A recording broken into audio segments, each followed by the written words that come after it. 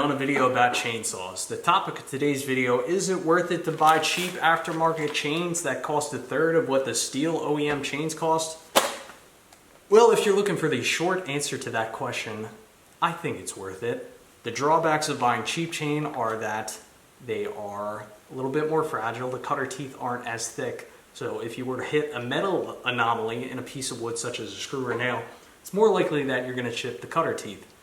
However, the cutter teeth, in my opinion, and my experience, are a little bit higher off the main chain, which makes it easier to file. The problem I have with the steel chain is the cutter teeth are too low, and when I go to file the cutter teeth, the file is actually hitting the main chain links. I don't know, that's just been my experience. So in my opinion, I think it's absolutely worth it. You just got to be careful, and when you hit a nail or something like that, good chance you're going to blow out a cutter tooth. So that's the quick short answer of the title of this video. Thanks for watching. Now, if you are interested in hearing what I have to say about everything else, well, stick around. Let's ramble on a little bit. So oil and gas prices are just through the roof. You know, I've never started a firewood business in the past because selling a quart of firewood for like $200, I live in a high taxed area, and it just never made sense. It wasn't really worth it. But let me tell you, this year it might be worth it. I think we could see a quart of wood going for $350, even $400, especially towards the end of the winter when a lot of people start running out of wood and they're kind of getting desperate for good, clean, dry hardwood to burn. I mean, compared to what it's going to cost to heat your house with oil, I think it could be well worth it. So I've just been doing a lot of cutting, and let me tell you, I've been reaching for the 261 more than I have the 193T. And the main reason is because this saw is light, it's powerful, it's just a beast, but also it has this decompression valve. Now this saw 193T is smaller, it's a little bit lighter. Of course, you know, it can't cut through what this thing could cut through. I'm just talking about like delimbing around the yard. What I'm starting to hate, and I have been hating about the 193T for a while, is there's no decompression valve. When you go to start this, see what I'm talking about? I mean, you're fighting some pretty hard compression of that engine. It's where 261, you have this nice little, hey, compression valve over here. And I mean, you see the saw barely moved. You can get that puppy going. So I'm just loving the 261. If you guys want to see any more videos about that, let me know. Also to that topic, I'm looking for video ideas. I'm kind of running out of ideas because nothing really is breaking down and I don't have too much to make videos about. So what do you guys want to see? Let me know. Before I talk about the chains, there's another thing that's really been on my mind that I really want to talk about. Now, I reached out to about 6 different sellers on Amazon of these cheap chains. I told them, look, would you want to send me some chains in exchange for doing a review video, honest review video? Nobody got back to me. But you know what's interesting? You know who's been blowing up my email? Companies in China that sell cheap, crappy solar lights. Ever since I did a review video of the Seedlar solar lights, and that was actually a pretty popular video. I think I got like 15 or 20,000 views on that. And the view counter is only climbing. This was a good video. It served a purpose. It's something that I needed, and it makes my life better. Now, because of that video, I'm just getting tons and tons of emails from these Chinese companies that want to like have me review their absolute crap solar lights, and I'm not about to sell out my channel for that. Chains, if somebody wants to send me free chains, that's totally different because it's something that most of us can relate to. Most of us really have an interest in, and I just don't want to be a sellout like a lot of these YouTubers are getting, you know. I want to keep this channel real. Like One Lonely Farmer. I like One Lonely Farmer. Yeah. Crazy Russian Hacker, sellout. Millennial Farmer, somewhere in between. Definitely somewhere in between. He reviews some good stuff that I think we all use, but he's also a little bit of a sellout, but I get it. I mean, when you get up there over 1 million subscribers, yeah. All right, so let's start talking about the chains again. First thing I'd like to talk about is how do you know what size chain to buy for your saw? Well, the best way to answer that is to take a look at your chainsaw bar. Let me get my chainsaw bar out. So there's three measurements that you're going to be looking for. We're going to be looking for our pitch, our gauge, and the amount of links on the bar. So first things first, if you take a look at your bar, we're looking for this number right here. See that? It says 3/8. So that is going to be our pitch. Next number we're looking for is our gauge. For this saw, it's 0.050 gauge. The final thing we're going to be looking for is the drive length count. For this saw, you can see right here it's 50x. So when I go to buy replacement chains for my 193T, I'm looking for those three numbers. As long as I know those three numbers, I can go online and buy any pre-made chain. Now you can buy a spool of chain and you can make your own chains from that spool. If you were running a forestry operation and you were doing some serious logging, that may be worth it. I don't know, maybe yes, maybe no. But for me, for the amount of cutting I do, which is a fair bit, but I'm not going through chains like loggers, buying pre-made cheap chains, to me that's the way to go. Now, what do I like about these cheap chains? Well, they cost about a third of the cost as OEM steel chains. And I also like that the cutter teeth are higher up than the steel chains. And I'm going to bring this chain a little bit closer and try and demonstrate what I'm talking about. So with the steel chain, let's talk about the chain for a second here, make sure we're in focus. So with the steel chain, here's one of our broken teeth. So with this chain, you have a cutter tooth, these are the cutter teeth, and then you have a depth gauge. The depth gauge, depending how high or low that's filed, controls how much wood this cutter tooth cuts. Now if you look at this chain, this cutter tooth is higher off the main body of chain compared to the steel OEM chain. And that matters to me because when I go to take a file and file this cutter tooth, I'm filing more into the cutter tooth than I am the body of the chain. I'm going to take in, for a minute, I'm going to give you a closer look at my 261T, which has one of the OEM steel chains on it right now.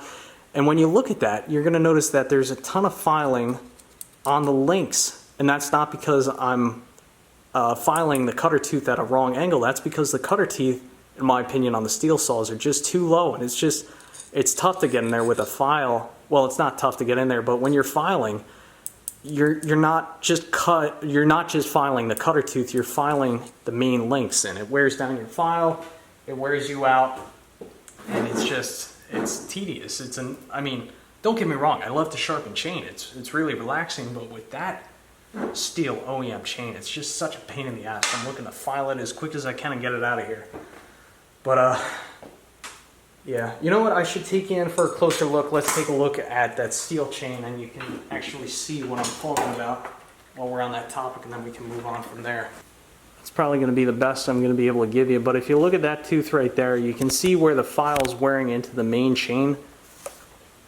And I mean, these cutter teeth aren't even to their lowest wear mark, so as I keep filing down that chain, I'm just going to have to keep working harder and harder, and it's going to be harder on my files. So really, I'm not a huge fan of the steel OEM chains. In fact, I hate them. I much prefer the aftermarket chains.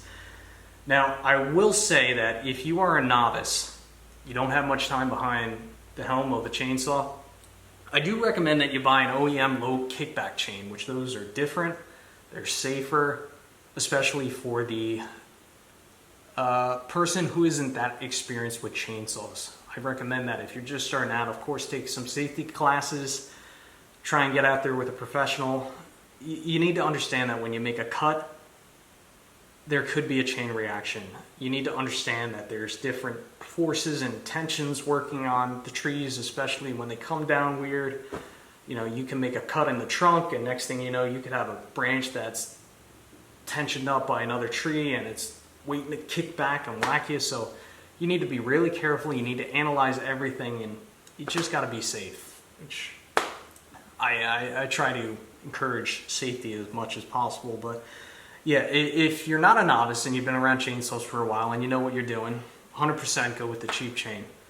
Now, with the cheap chain, there are some small drawbacks. I believe that the cutter teeth are a little bit lighter duty, which if you're cutting through just regular wood and you're not hitting any anomalies or any screws or nails or anything, you're really not going to have a problem. You will find that you are going to sharpen the cheap Amazon chain more frequently than the OEM steel chain, but on the flip side of that, it's going to be so much easier and quicker to sharpen this stuff.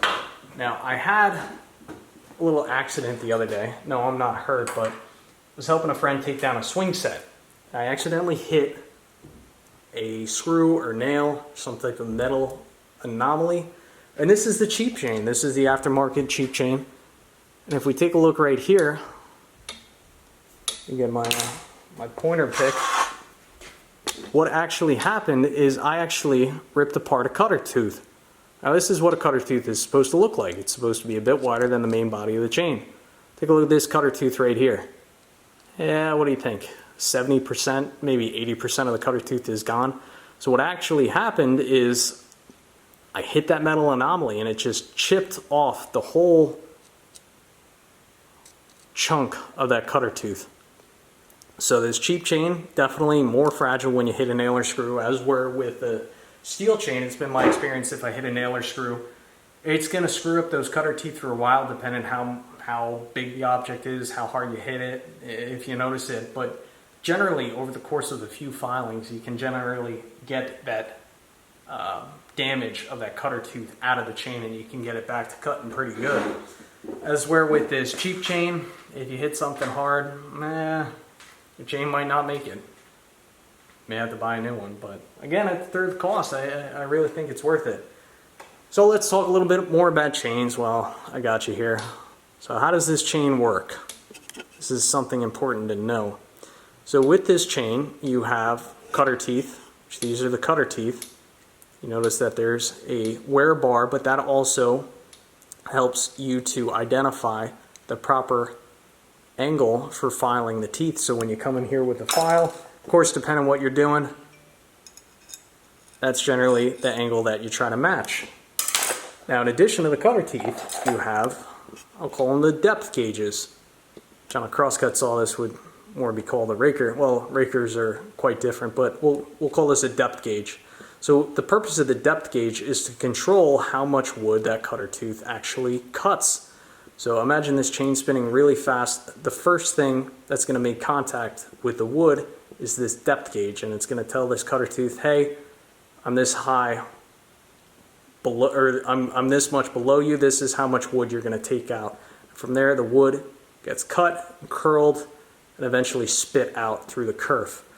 Now, it's important to know how much to file off those cutter teeth. Now, steel makes a little gauge like this, which this is a steel gauge, and let me tell you, I hate it. This thing is pretty much garbage. And the idea behind it, you have the chain on your bar, you lay down this cutter gauge tool, or this depth gauge tool over the chain. And what it's supposed to do is it's supposed to give you an idea of how much to file down that depth gauge. The problem I have is that it never gets it low enough. If your depth gauges are too high, you're going to find that your saw is either spitting out dust or it's just not cutting at all.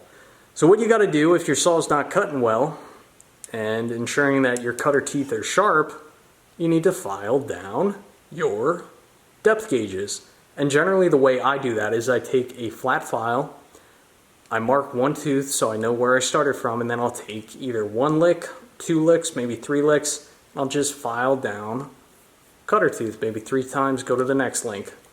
1, 2, 3. And what I'll do, I'll take the saw, I'll go outside and cut with it. Now you got to be careful when you're filing down those raker teeth, because if you file them down too much, your saw is going to be very jerky. You could be putting a lot of strain on the engine. Personally, I like to have a very aggressive chain, meaning that those depth gauge teeth are filed down pretty low as compared to what the manufacturer recommends. The benefit is I get some really big chunks. The drawbacks are chain does tend to dull a little bit quicker, and when you go to make plunge cuts, it's very jerky and quite a bit more dangerous just overall, especially when you're making plunge cuts. So And hopefully that gave you a very crude explanation on how depth gauges work, how to sharpen your cutter teeth, which there's a lot of better videos out there with closer views from the camera and better angles and this and that and better explanations. But for those of you that are new to chainsaws or don't really know much about them, I just wanted to give you a kind of crude introduction to chains. Hopefully this video was interesting, talking about these cheap chains. Once more, I think they're worth it for what they cost, at least, you know, third of the cost of what like a OEM chain costs. But before you guys click off this video, please leave me a video suggestion. What do you want to see me make videos about? Because this channel wouldn't be anything without my viewers. I want to make good content. What do you guys want to see? Let me know. Thanks for watching.